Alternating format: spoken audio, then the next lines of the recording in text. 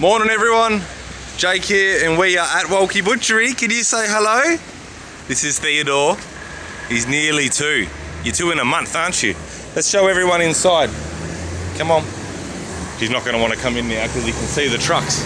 Anyway, it's been a while since I've done a butchery update on YouTube, so I thought I would jump online, in you come, and show you what's going on. Today we're packing our monthly meat CSAs, so we've got our meat orders going out. This is the, I'll zoom out there, this is the front of house.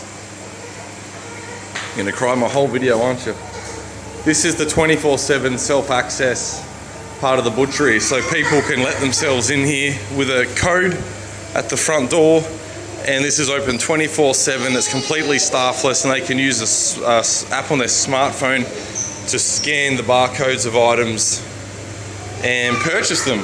And then there's of course a little bit of security in here, and if they've come in with the code system, we know who they are. Come on, Theo.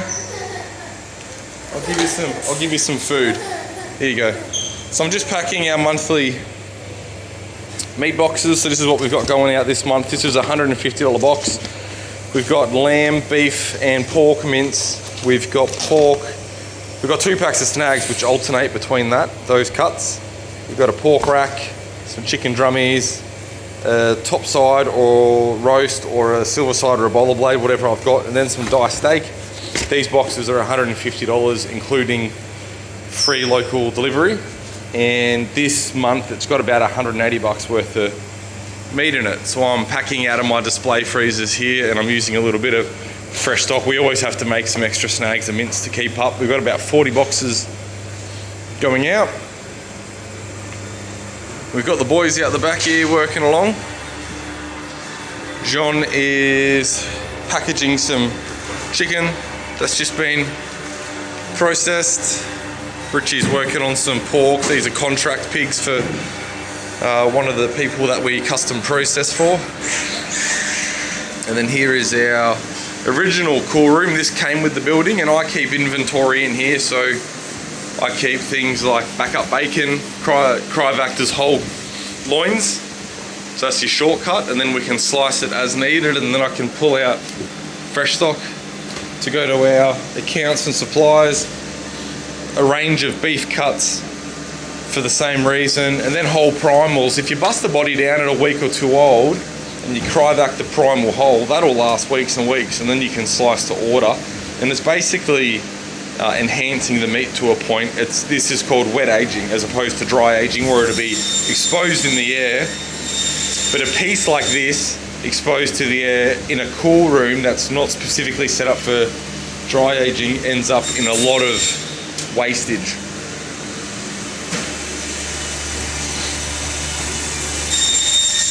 Theo has run of the place. And then out the back here, we've got this is our little working freezer.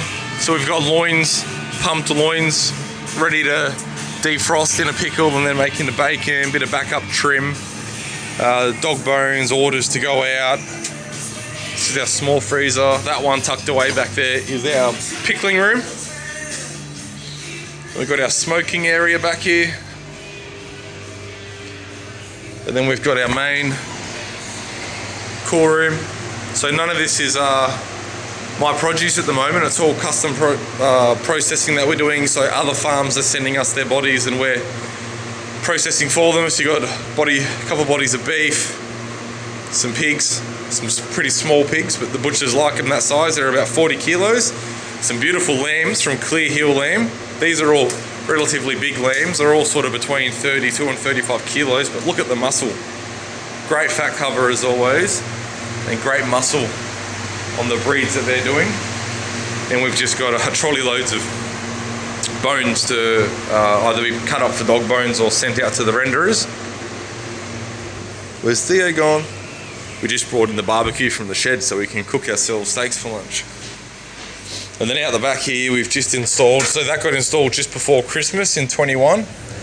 And then just in the last couple of months, or last month really, we've had this 20-foot freezer installed, and I haven't got pallet racking in here yet, but I've got racking on the way, so I'll be able to put pallet racking, or shelving, not pallet shelving down each side, and put a lot of my storage in here. At the moment it's all just sitting on the floor, bit of a mess, but I'll be able to put lots and lots of backup produce in here. And the idea with the backup produce is to get your boots, get your sandals out of the puddle, is to process when things are ready, not when you need them. So if I've got a dozen steers in the paddock that are finished, I can process them and store all the meat and have it on hand for when I need to sell it, instead of processing them when I need them and are not being finished and putting out a inferior product. The lovely wife has just arrived. Thanks everyone.